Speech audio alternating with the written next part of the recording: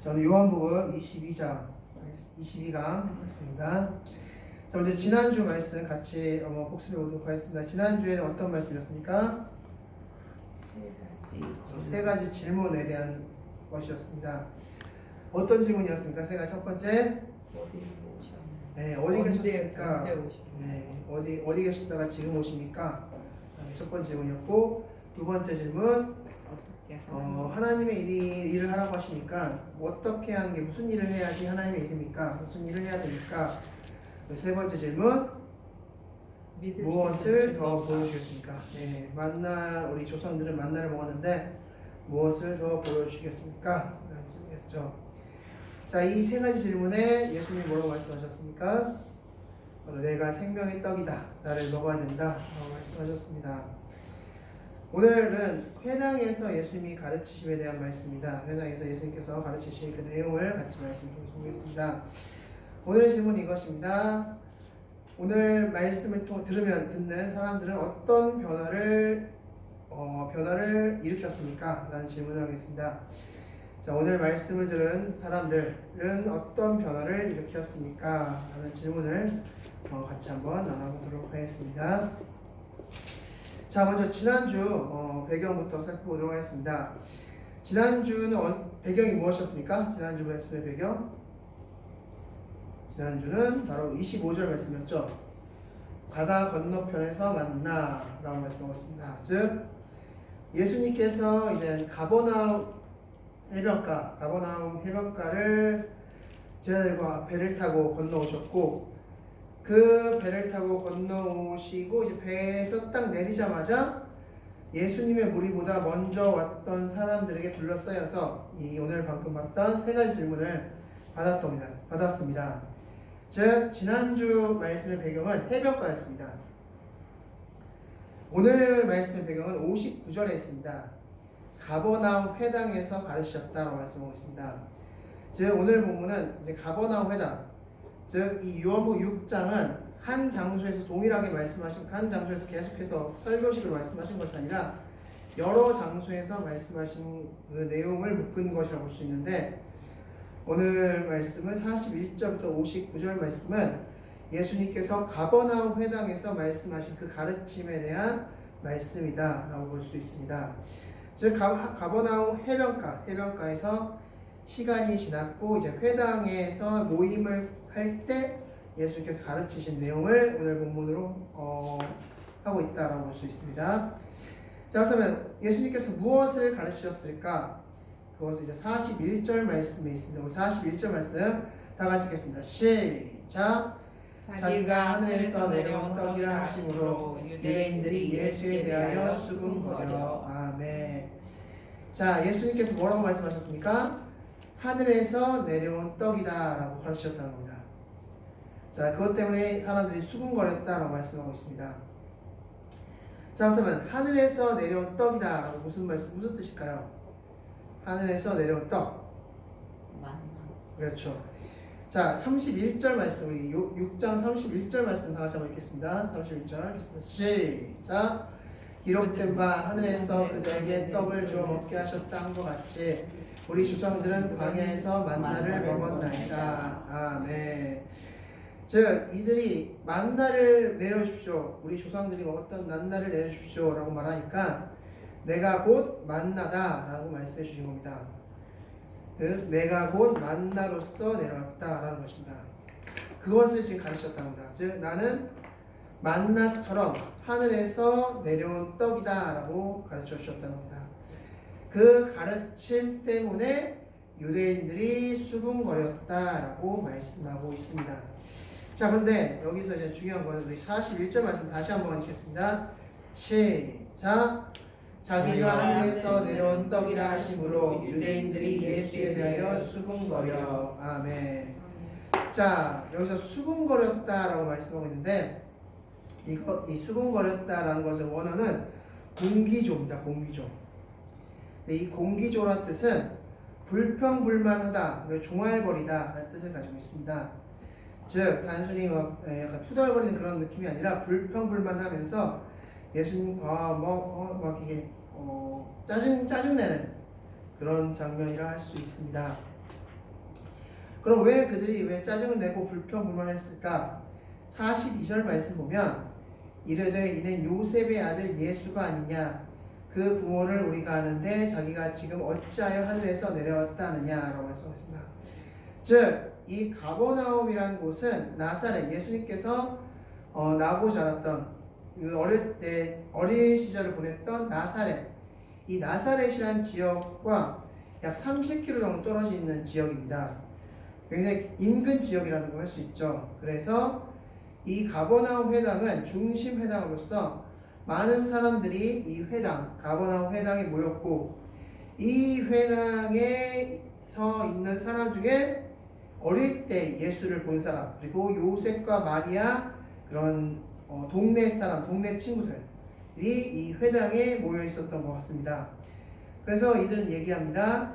야, 이 예수가 예수란 너 어릴 때 내가 다 봤는데, 내가 너 어릴 때 내가 과자도 사줬는데, 어릴 때 내가 너 먹을 거 사줬는데 네가 어찌하여 하늘에서 내려온 떡이라느냐 말면서, 그러면서 막 공기조 불평불만하고 있는 모습을 볼 수 있습니다. 자, 그렇게 불평불만하고 있는 이 사람들에게 예수님께서는 두 가지의 가르치심을 주고 있습니다. 먼저 첫 번째는 구원받는 방법에 대해서 말씀해 주고 있습니다. 자, 우리 44절 말씀 우리 다시 한번 다 같이 읽겠습니다. 44절입니다. 시작. 나를 보내신 아버지께서 이끌지 아니하시면 아무도 내게 올 수 없으니 오는 그를 내가 마지막 날에 다시 살리리라. 아멘. 자, 아버지께서 이끌지 아니하시면 나에게 올 수 없다라고 말씀해 주고 있습니다. 여기서 이끌다라는 뜻은 원어로 헬코인데 잡아당기다 혹은 끌어당기다 라는 뜻을 담고 있습니다. 자, 이 말씀은 바로 마치 그물로 이제 물고기를 잡아서 끌어당기는 그런 장면을 연상하시면 되겠습니다. 즉 그물에 물고기를 가득 담아서 열심히 끌어 당겨서 배 안에 넣는 장면, 그런 장면이 바로 헬코라는 원어입니다.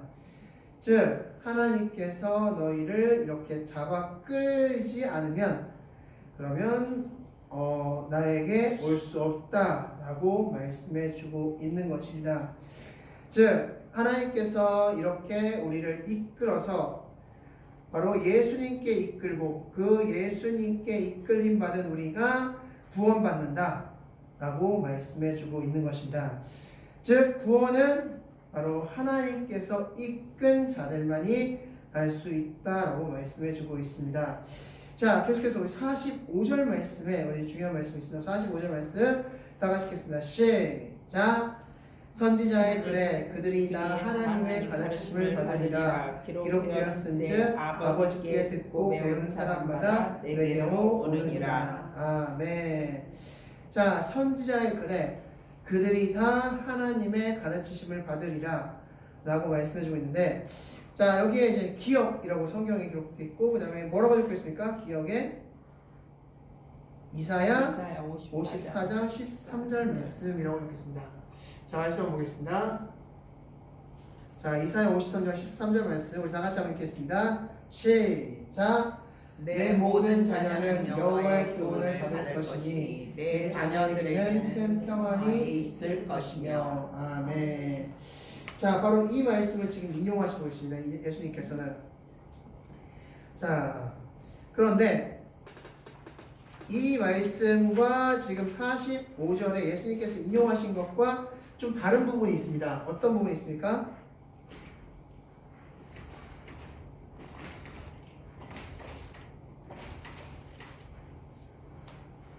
자, 첫 번째, 자, 예수님께서는 그들이 다 하나님의 가르침을 받으리라라고 말씀하고 있는데, 여기 원어의 그 54장 13절 말씀에서는 내 모든 자녀, 자녀라고 표현했죠. 자녀는 여호와의 교훈, 여호와의 가르치심을 받으리라 라고 말씀해주고 있습니다. 즉 하나님께서 이끌어준 자들, 하나님께서 이끌어준 자들이 하나님의 가르치심을 받겠다 라고 말씀하고 있고, 그 가르침을 받은 자에게 우리 오늘 그 이사야 54장 13절 말씀에서는 그 가르침을 받은 자는 어떤 게 올 것이다 라고 말씀하고 있습니까? 무엇이 있을 것이다? 평안. 큰 평안이 있을 것이다. 이 평안이 무엇입니까? 우리가 너무나 잘 알고 있는 단어죠. 샬롬. 네, 바로 샬롬이 있을 것이다. 평안이 있을 것이다. 라고 말씀해 주고 있습니다. 즉 우리가 하나님의 가르치심, 하나님께서 이끌어 주셔서 하나님의 가르치심 받는 자들은 평안이 있을 것이다 라고 말씀해 주고 있습니다. 즉 우리가 구원받는 여정은 하나님께서 우리를 예수님께로 이끄시고 그리고 예수님께서 행하신 것을 성령님을 통해서 믿게 하심으로써 우리를 구원시켜 주신다 라고 할 수 있습니다. 그게 바로 우리가 구원받는 방법, 구원의 여정이라 할 수 있습니다. 자, 계속해서 46절 말씀 다 같이 한번 읽겠습니다. 46절입니다. 읽겠습니다. 시작. 이는 아버지를 본 자가 있다는 것이 아니니라 오직 하나님에게서 온 자만 아버지를 보았느니라. 아멘. 자, 이것은 좀 우리 한글 성경이 조금 원어의 그 느낌을 제대로 못 살린 건데 이 원어를 보면 이렇게 해석할 수 있습니다. 아버지 안에 있지 아니하면 하나님을 본 자가 아니다 라고 말씀할 수 있습니다. 즉 하나님께서 이끌지 아니하시면 그는 하나님을 알 수 없다 라고 할 수 있습니다. 자, 말씀 우리 고린도전서 1장 21절 말씀 우리 다 같이 한번 보겠습니다. 자, 다 같이 한번 읽겠습니다. 시작. 하나님의 지혜에 있어서는 이 세상이 자기 지혜로 하나님을 알지 못하므로 하나님께서 전도에 미련한 것으로 믿는 자들을 구원하시기를 기뻐하셨도다. 아멘. 하나님께서는 자기 지혜로 하나님을 알지 못한다고 말씀하고 있습니다. 무슨 뜻일까요? 바로 하나님께서 이끌어야지만 우리는 하나님을 알 수 있다는 겁니다. 하나님께서 이끄셔야지만 우리는 하나님을 알 수 있다 라고 말씀해 주고 있습니다. 또한 하나님은 전도에 미련한 것으로 복음을 전파하신다. 즉 사람을 통해서 전도를 통해서 복음을 전파하신다 라고 말씀할 수 있습니다. 즉 44절부터 46절까지 말씀을 통해서 예수님은 구원받는 방법이 무엇인지를 이들에게 말씀해 주고 있습니다. 또한 47절부터 우리 마지막 51절까지의 말씀은 구원받은 자는 어떤 혜택을 받는 것인가 라는 것을 말씀해 주고 있습니다. 자, 우리 47절 말씀 우리 다 같이 한번 읽겠습니다. 시작.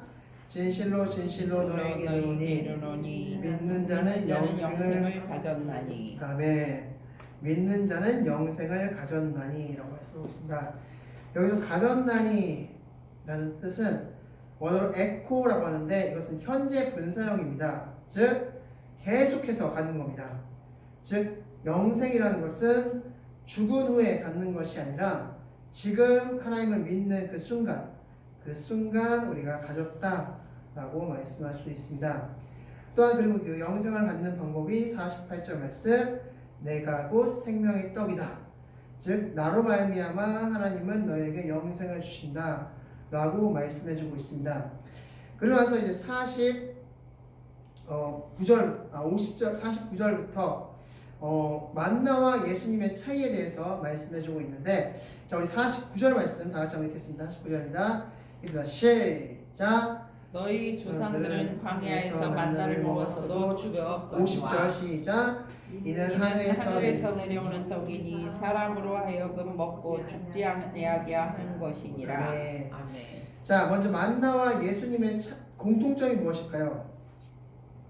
바로 하늘에서 내려온 떡이라는 것입니다. 하늘에서 내려온 떡이 바로 만나와 예수님과의 공통점이라 할 수 있습니다. 자, 그럼 차이점은 무엇일까? 차이점. 49절 말씀에서 만나를 먹었어도 죽었다. 즉 이 만나라는 것은 단순히 생명을 영장시키고 그냥 배를 부르게 하는 용도로서의 만나였지만 50절 말씀 나는 나를 먹는 자는 먹고 죽지 않게 하는 것이다 라고 말씀하고 있습니다. 즉 이러므로써 예수님께서는 자신이 생명의 떡이며 나를 먹는 자는 영생을 받는다 라는 것을 가르쳐 주고 계십니다. 그래서 구원받는 자는 어떤 혜택을 누리는지를 말씀해 주고 있습니다. 자, 이렇게 예수님께서 말씀하시자 우리 52절 말씀 오늘 말씀하겠습니다. 52절 다 같이 읽겠습니다. 시작. 그러므로 유대인들이 서로 다투어 이르되 이 사람이 어찌 능히 자기 살을 우리에게 주어 먹게 하겠느냐. 아멘. 자, 41절 말씀에서는 사람들이 어떤 반응을 보였습니까?